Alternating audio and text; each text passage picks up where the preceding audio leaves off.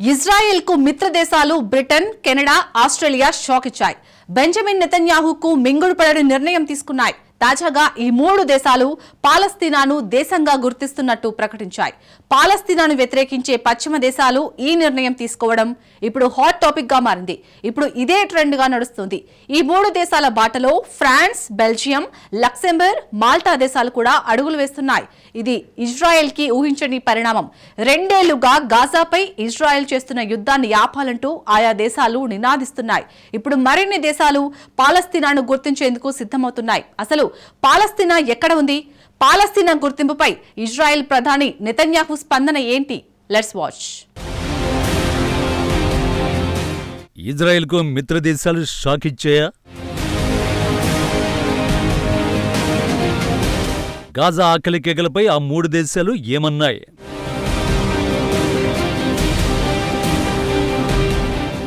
యుద్ధాన్ని ప్రధాని నెతన్యాహు ఆపేస్తాడా?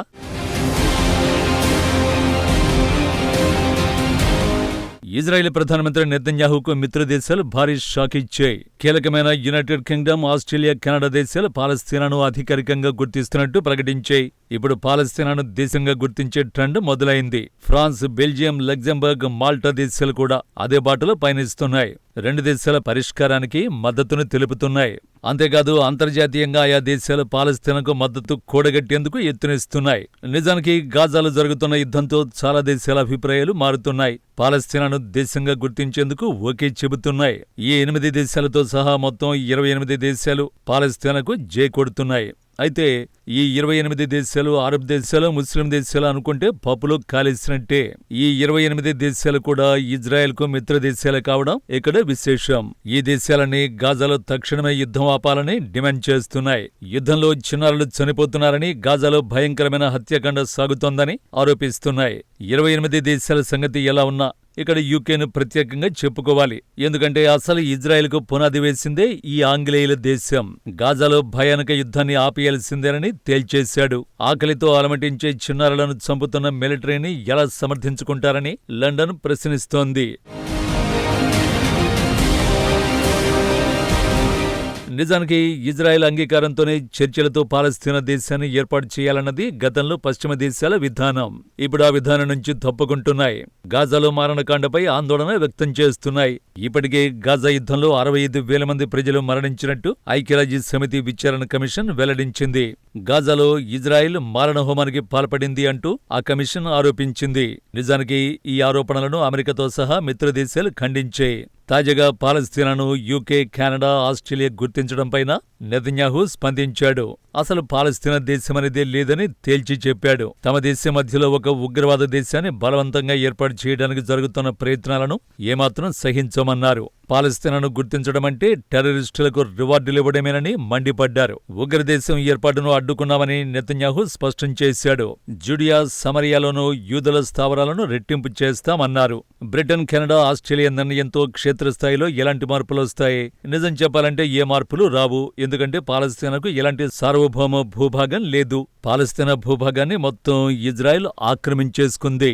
నిన్నటి వరకు గాజా మాత్రమే మిగిలి ఉండేది. అందులోనూ చాలా ప్రాంతాలు ఇప్పుడు ఇజ్రాయెల్ కంట్రోల్లోనే ఉన్నాయి.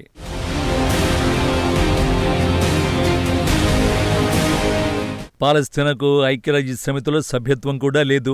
ఆయా దేశాలు గుర్తించినంత మాత్రాన పాలస్తీనా ఏర్పడదు. ఇక్కడ అందరినీ ఆలోచింపజేసే అంశం ఏంటంటే యూకే, కెనడా, ఆస్ట్రేలియా పాలస్తీనాను గుర్తించడం నిజంగా సహాయపడుతుందా, లేక కేవలం ప్రదర్శన మాత్రమేనా? నిజానికి ఇప్పటికే యూకే మ్యాప్లను మార్చేసింది. బ్రిటన్ అధికారిక వేదికలు మ్యాప్లో ఆక్రమిత పాలస్తీనా భూభాగాలు అనే పదానికి బదులు పాలస్తీనా అనే పదాన్ని ఉపయోగిస్తోంది. దౌత్య మిషన్ గా పనిచేస్తున్న లండన్ ప్రతినిధి బృందం పూర్తిస్థాయి కార్యాలయ హోదాను పొందే అవకాశం ఉంది. నిజానికి చాలా గ్లోబల్ సౌత్ దేశాలు పాలస్తీనాను దేశంగా గుర్తించాయి. 2025 నాటికి ఐక్యరాజ్య సమితి మొత్తం 193 సభ్య దేశాల్లో 150 దేశాలు పాలస్తీనాకు జేకొడుతున్నాయి. 150 దేశాలు పాలస్తీనాను గుర్తిస్తున్నా పాలస్తీనాకు ఐక్యరాజ్య సమితిలో గుర్తింపు లేదు. ప్రస్తుతం పాలస్తీనాకు పరిశీలక హోదా మాత్రమే ఉంది. ఈ హోదాతో చర్చల్లో పాల్గొనవచ్చు. కొన్ని అంతర్జాతీయ ఒప్పందాలపై సంతకాలు చేయొచ్చు. కానీ ఓటింగ్కు మాత్రం అవకాశం ఉండదు. ఐక్యరాజ్య సమితి సభ్యత్వం రావాలన్నా, దేశంగా గుర్తించాలన్నా భద్రతా మండలి సిఫారసు తప్పనిసరి. ఇక్కడే అమెరికా ఎంట్రీ ఇస్తోంది. ఏదైనా ఒక ప్రాంతం దేశంగా గుర్తించాలంటే యుఎన్లో సభ్యత్వం రావాలి. సో యుఎన్లో సభ్యత్వం రావాలంటే ముందుగా భద్రతా సమితి అంగీకరించాల్సి ఉంటుంది. కానీ అమెరికా మాత్రం పాలస్తీనాను గుర్తించేందుకు అంగీకరించడం లేదు. ఎందుకంటే ఇజ్రాయెల్ అత్యంత సన్నిహిత మిత్రదేశం.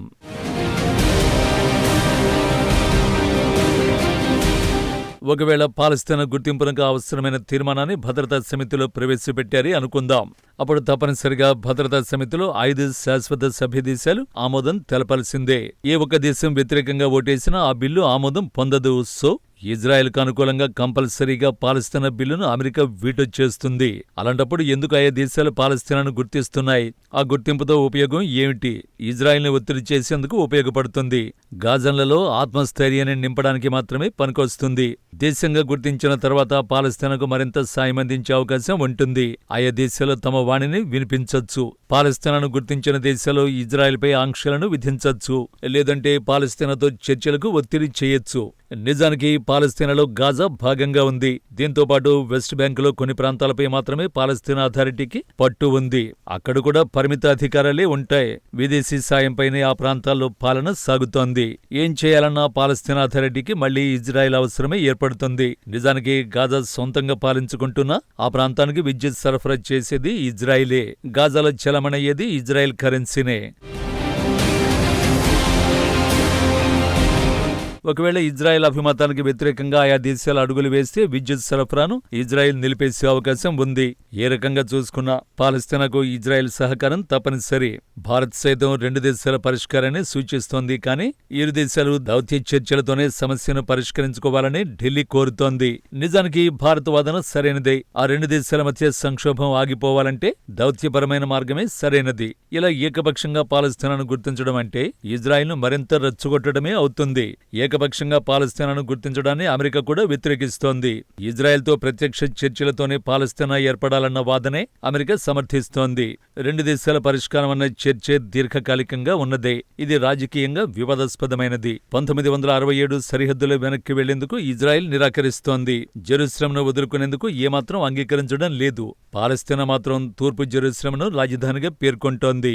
వాస్తవానికి ఈ ప్రపంచంలో పరిష్కారం కాని వివాదాస్పద సమస్యలు జెరూసలం ఒకటి. ఏది ఏమైనా గాజా యుద్ధంపై ప్రపంచ అభిప్రాయం మారుతోంది. కానీ ఇజ్రాయెల్కు మాత్రం చీమ కొట్టినట్టు కూడా లేదు. హమాస్ చిత్తశుద్ధితో వ్యవహరించడం లేదని ఇజ్రాయెల్ ఆరోపిస్తోంది. నిజానికి ఇజ్రాయెల్ వాదనలో కూడా నిజం ఉంది. ప్రపంచం అభిప్రాయం మారుతుండడం చూసి హమాస్ ధైర్యంగా ఉండొచ్చు, మరింత భీకరంగా పోరాడాలని నిర్ణయించుకోవచ్చు. కానీ చిన్నారులను ఆకలితో చంపే హక్కు మాత్రం ఇజ్రాయెల్కు ఉండదు. ఇది భౌగోళిక రాజకీయంలో భాగమే ఉండొచ్చు కానీ కొన్నిసార్లు కరుణ, దుఃఖం, సానుభూతిని కూడా చూపాల్సిన అవసరం ఉంది. ఈ విషయం ఇజ్రాయెల్ గ్రహించాల్సిందే.